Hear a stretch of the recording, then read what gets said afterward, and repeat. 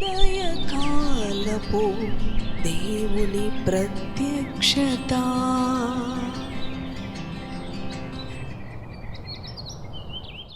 Praise the lord, హల్లెలూయా. ప్రభునందు ప్రియ దేవుని బిడ్డలారా, ప్రభు యొక్క అత్యంత కృపను బట్టి మరి ఒక ఉదయకాల దేవుని ప్రత్యక్షపు వాక్కులోనికి వచ్చి ఉన్నాము. అవును, సంవత్సరపు ముగింపు దినాలలో మన ప్రభువుని మరి స్తుతిస్తూ కృతజ్ఞతలు తెలియజేస్తూ, ఎందుకనగా సంవత్సరము ఆది మొదలుకొని ఈ అందము వరకు కూడా ఆయన తన బహుళ క్రింద తన రెక్కల నీడలో మనలను భద్రపరిచిన దేవుడుగా, మనలను కాపాడిన దేవుడుగా, మనలను సజీవులుగా మన మరణ పడకల మీద నుంచి లేవనెత్తి ఆయన స్వరాన్ని మనకి వినిపిస్తూ ఉన్న దేవదేవుడుగా మన జీవితాల్లో ఉన్నాడు. ప్రియ దేవుని బిడ్డలారా, ఈ దుర్దినాల్లో మరి ఈ సంవత్సరం ఎన్నో విపత్తులు, ఎన్నో భయంకరమైన పరిస్థితుల గుండా మనము పయనిస్తూ ఉన్నవారంగా ఉన్నాం. మరి ప్రభువుకి మౌనంగా ఉండకుండా ప్రతి విషయంలో కూడా ఆయనకు స్తుతి చేయాలి, ఆయనకు కృతజ్ఞతలు చెల్లించాలి.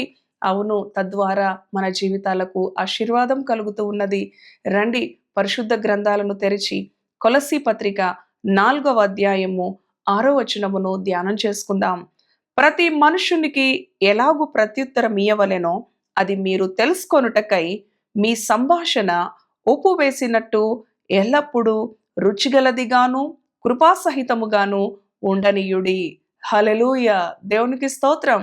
అవును ప్రియ దేవుని బిడ్డలారా, ప్రతి మనుషునికి కూడా ఎలాగూ ప్రత్యుత్తరం ఇవ్వాలో అది మరి మనము తెలుసుకొనడానికి మన సంభాషణ రుచి కలిగినదిగా ఉండాలి, ఉప్పు వేసినట్లుగా ఉండాలి.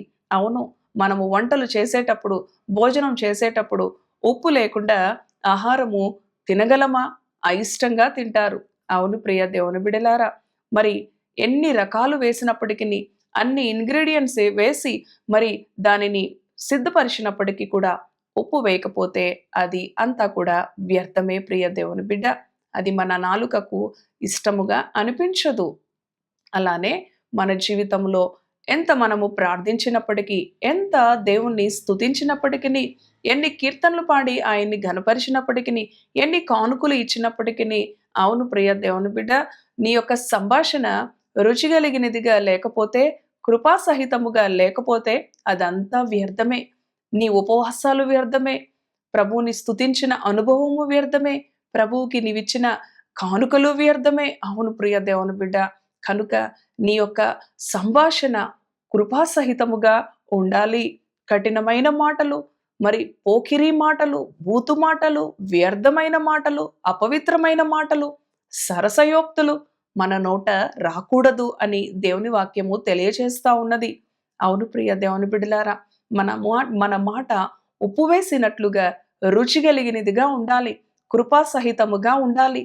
అవును, దుష్టుడైన సాతాను యొక్క చర్యల విషయంలోనే మనము మరి కఠినముగా ఉండాలి. కానీ ఈ లోకములో దేవుని బిడలు దేవుని ఎదుట, అవును, సాతాను తంత్రాలను అణిచివేయుటలో మనము మన యొక్క మరి జ్ఞానమును, వివేకమును ఉపయోగించాలి. ప్రభు అంటూ ఉన్నాడు కదా, పాము వలె వివేకమును, పౌరము వలె నిష్కపటమును కలిగి మనము ఈ లోకంలో జీవించాలి. ప్రియ దేవుని బిడలారా, అవును, మరి ప్రభువుకి మాదిరి చూపే బిడలంగా ఈ లోకంలో మనం జీవిస్తా ఉన్నామా? ఒకసారి మనలను మనము పరిశీలన చేసుకోవాలి. ఇవి సంవత్సరపు ముగింపు దినాలు, కృతజ్ఞతలు చెల్లించాలి. మరి ఏ విధంగా నా ప్రభువుని ఆయాసము కలిగించాను, నేను ఆధ్యాత్మిక జీవితంలో మరి వ్యర్థమైన మాటల చేత నన్ను నేను అపవిత్రపరుచుకున్నాను. వ్యర్థమైన మాటలు, అవును, ఈ ఉదయకాలం మరి ప్రభు మనతో మాట్లాడుతూ ఉన్నాడు. కీర్తనలు 1వ అధ్యాయంలో మనం చూస్తాం, దుష్టులు ఆలోచన చెప్పున నడువక, పాపుల మార్గములో నిలువక, అపహాసకులు కూర్చుండ చోటున, అవును, ఒకరు అపహసిస్తున్నప్పుడు వారి ప్రక్కన కూర్చున్నా కూడా అది మనకి దోషమే అని దేవుని వాక్యం చెప్తూ ఉంది. అవును ప్రియ దేవుని బిడ్డలారా, ప్రార్థించే నోటితోనే అపహాస్యం చేయటం, ప్రార్థించే నోటితోనే దూషించడం, ప్రార్థించే నోటితోనే వ్యర్థమైనవి పలకటం, అవును, మన మాటలు కృపాసహితముగా ఉండాలి. తద్వారా మన ప్రభువుకి మహిమను ఆరోపించేవారముగాను, అనేకులను దేవుని మార్గములో నడిపించేవారముగాను మన జీవితాలు ఉంటాయని దేవుని వాక్యం మనకి బోధిస్తూ ఉండగా, అవును ప్రియ దేవుని బిడ్డ, ఈ నాలుక మరి అగ్ని వంటిదిగా, అవును ప్రియ దేవుని బిడ్డలారా, కొంచెము నిప్పు మరి ఆ యొక్క అడవి అంతటిని కూడా తగులబెడుతూ ఉంటుంది. అలాగే మన మాట అనేక జీవితాలను నశింపచేసే అనుభవంలో ఉండనీయకుండా, సాతానుకి చోటు ఇవ్వకుండా మన మాటలు, మన సంభాషణ మరి ఇద్దరు ముగ్గురుగా కూర్చున్నప్పుడు, అవును ప్రియ దేవుని బిడలారా, ఆధ్యాత్మికమైన సంభాషణ, దేవుని వాక్యము విన్నప్పుడు ఆ వాక్యమును గురించిన సంభాషణే మాత్రమే ఉండాలి కానీ వ్యర్థమైనవి, పొరుగువారి గురించి విమర్శనాత్మకమైన సంభాషణలు మన జీవితాల్లో ఉండకుండా, ఈ అంత్య దినాల్లో, ఈ సంవత్సరపు ముగింపు దినాలలో ఎక్కడైనా ఒకవేళ తొలగిపోయి బలహీనపడి మరి దేవునికి ఆయాసాన్ని కలిగించి ఉంటే సరిదిద్దుకుందాం. మన సంభాషణ రుచిగలిగినదిగా, కృపాసహితముగా ఉండాలి ప్రభువ. మరి నేను నా తోటి సహోదరుడు, నేను నా తోటి సహోదరి కూర్చొని మాట్లాడుకుంటూ ఉన్నప్పుడు మా సంభాషణలో ఏదైనా మలినము, ఏదైనా వ్యర్థత, ఏదైనా నీకు ఇష్టము లేనిది చేరకుండా కృపచూపు నాయనా అని దేవుని వాక్యపు వెలుగులో మనలను మనము సరిచేసుకున్నప్పుడు ప్రభు మనల్ని ఆశీర్వదిస్తాడు, ప్రభు మనలను దీవిస్తాడు. ఆయన సమస్తమును ఎరిగి ఉన్న దేవుడు. మన మాటలు, మన ఆలోచనలు, మన తలంపులు సమస్తమును కూడా ఆయన ఎరిగి ఉన్న దేవుడు. ఆయనకి ఏది మరుగై ఉండలేదు.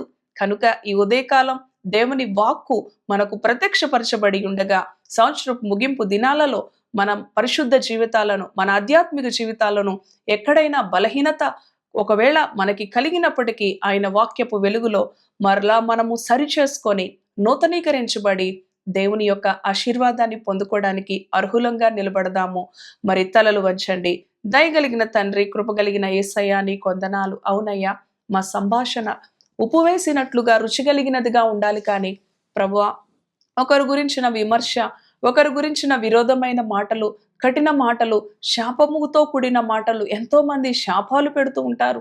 అవును ప్రభువా, మా మా సంభాషణ ఉప్పు వేసినట్లుగా ఉండాలి నాయన. ఎంతో మంది కీడుకరమైన మాటలు, అవును ప్రభువా, అయా వారి నోట రాకుండా, మూర్ఖపు మాటలు వారి నోట రాకుండా కృప చూపించు. నీ బిడ్డలుగా అదే నోటితో ప్రార్థిస్తూ, అదే నోటితో నిన్ను ఆరాధిస్తూ, అదే నోటితో వ్యర్థమైనవి పలుకకుండా, అపవిత్రమైనవి పలుకకుండా ప్రభువా కృప చూపించండి. సంవత్సరపు ముగింపు దినాలలో ఎక్కడ పడిపోయినా, ఎక్కడ బలహీనపడినా మరలా సరిదిద్దుకొని, మరలా సరిచేసుకొని, పరిశుద్ధపరచుకొని నీ కృపతో, అవును తండ్రి, ప్రతి బిడ్డ కూడా బలపరచబడాలి, విడిపించబడాలి, రక్షించబడాలి, ఆశీర్వదించబడాలి. ఈ ఉదయకాలం నీ బిడ్డల ఆధ్యాత్మిక జీవితాలు తండ్రి నాయనా, ప్రభువా నాయనా, మీరు పునరుద్ధరించమని వేడుకుంటా ఉన్నాను తండ్రి. నామకార్థులుగా, పేరుకి భక్తి కలిగి దాని శక్తిని ఆశ్రయించని వారిగా కాకుండా తండ్రి నాయనా, నీ యొక్క శక్తిని ప్రభువా పొందుకొని పరిశుద్ధాత్మతో నిత్యము సహవాసం చేసే బిడ్డలుగా నీ బిడ్డలు దీవించు.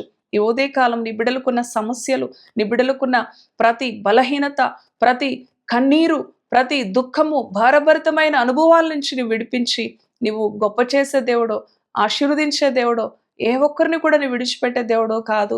అవును ప్రభువా, ఈ మాటలు విన్న నీ బిడ్డలు తక్షణమే నీ వాక్యానికి లోబడి నెమ్మదిని, సమాధానమును, విడుదలను పొందుకొని నూతన సంవత్సరంలో నూతన వాగ్దానాలు, నూతన ఆశీర్వాదాలు, నూతన కార్యాల కొరకు ప్రభువా విశ్వాసముతో ముందు కొనసాగే కృపను అనుగ్రహించమని, ఈ దినము నీ బిడ్డలు తలపెడుతున్న పనులలో, ప్రయాణాలలో సఫలీకృతం, క్షేమాన్ని అనుగ్రహించమని యేసు నామములో ప్రార్థిస్తున్నాను తండ్రి.